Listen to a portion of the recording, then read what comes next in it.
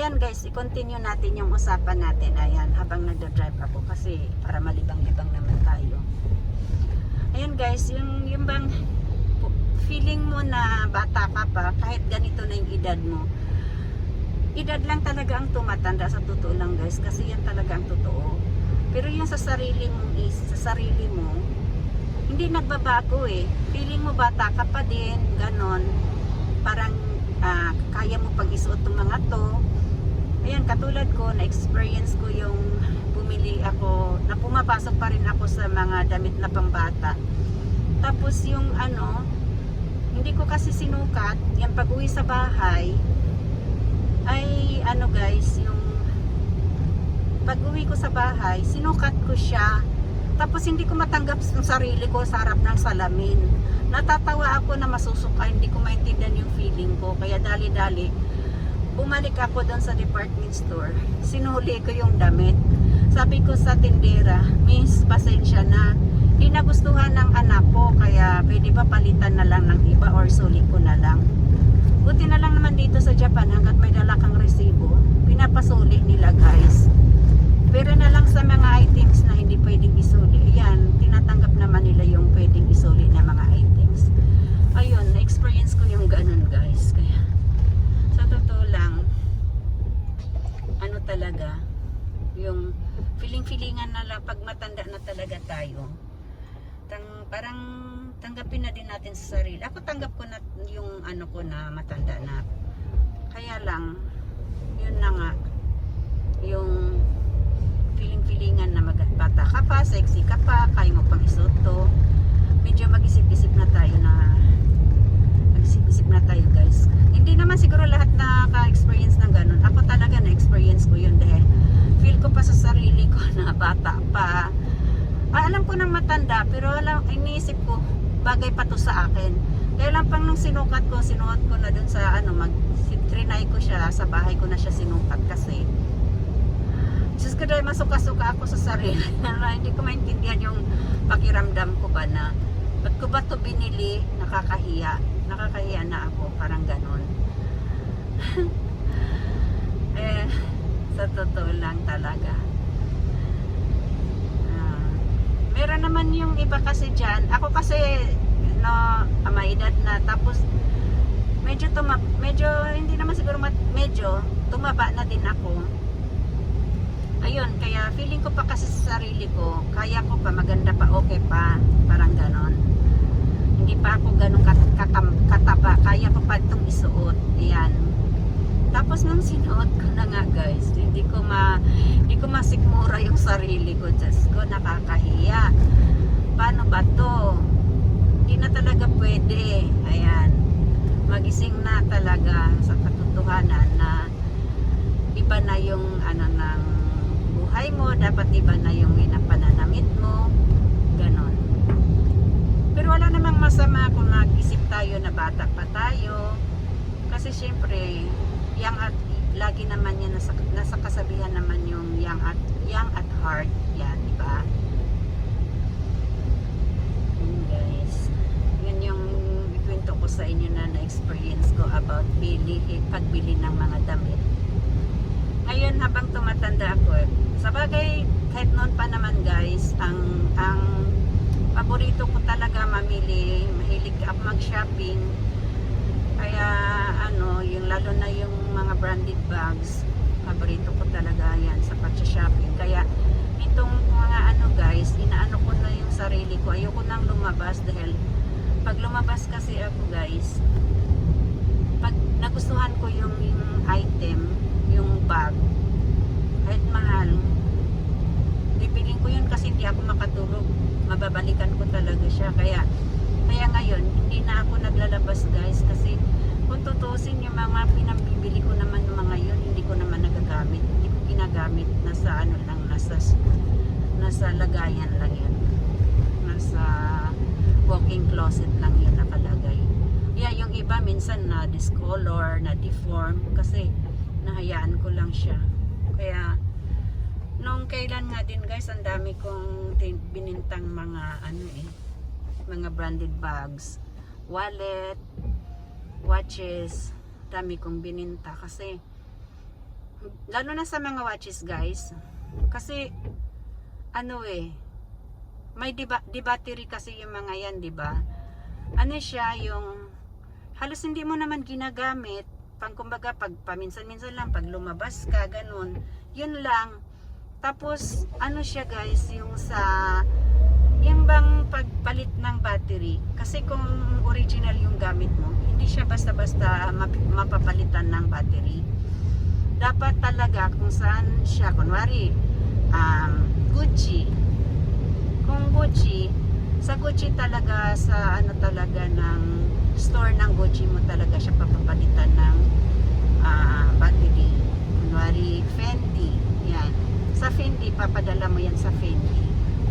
Tapos mag-aantay ka ng mga 2 weeks, ganyan, mag-aantay ka guys, kasi papadala mo sa main store ng Fendi or Gucci or whatever, yan.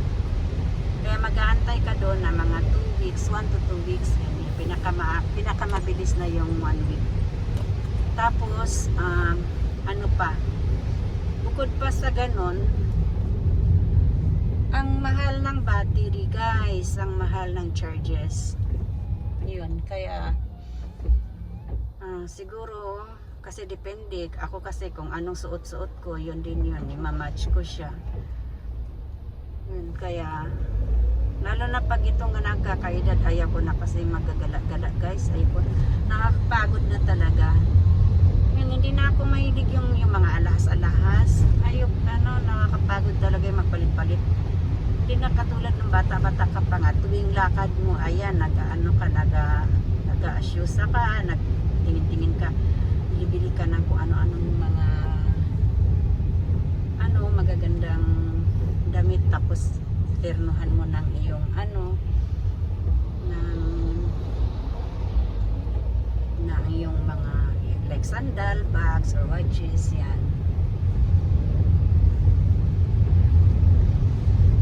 Wala na kasi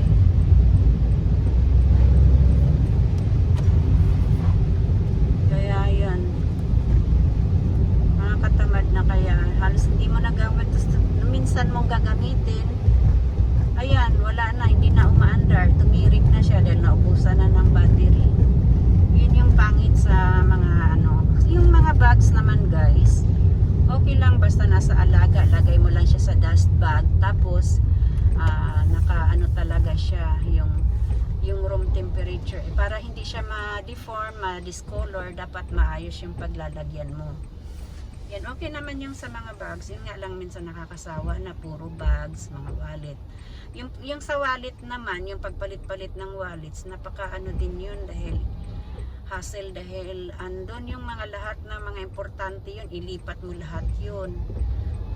Yan. Saka sa bags naman, kaya minsan nakakapagod magpalit ng bag, kasi minsan guys, nakakalimutan mo yung mga importanteng bagay, mga bagay. Minsan pa nga yung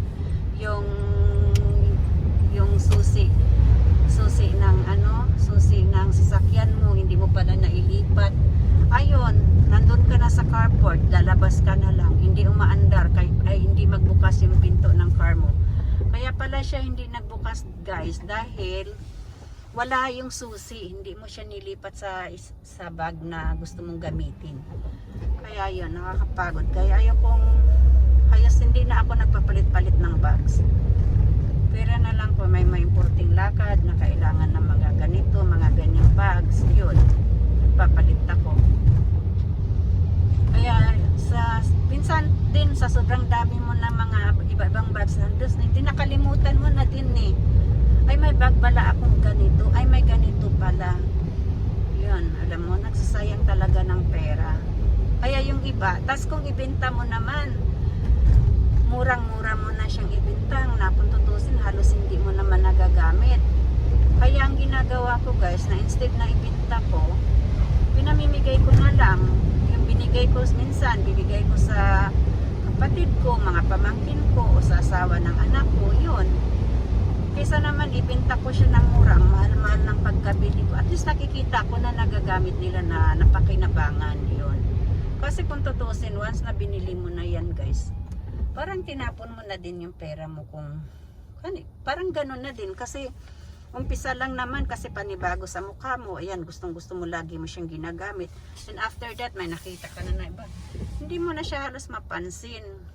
Ayun, kaya kaysa naman lang siya doon, nakaimbak na yun nga, minsan na discolor, na deform,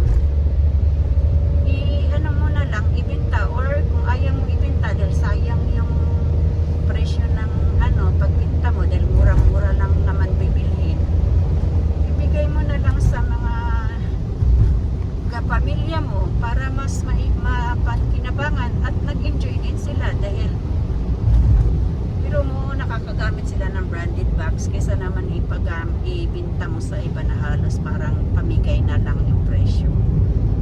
Sayang.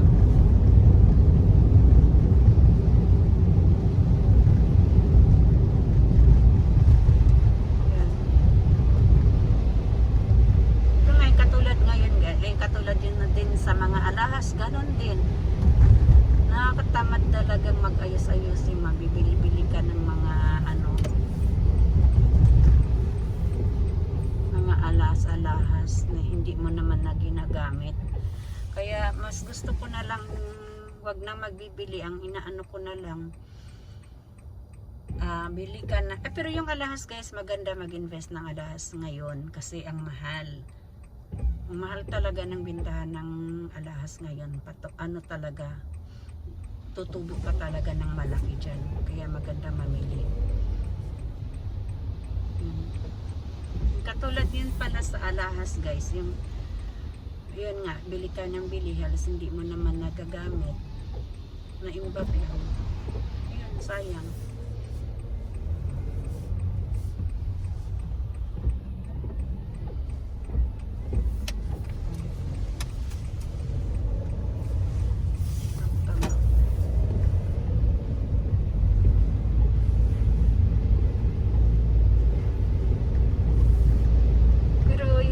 Guys, hindi sayang kung mamili ka.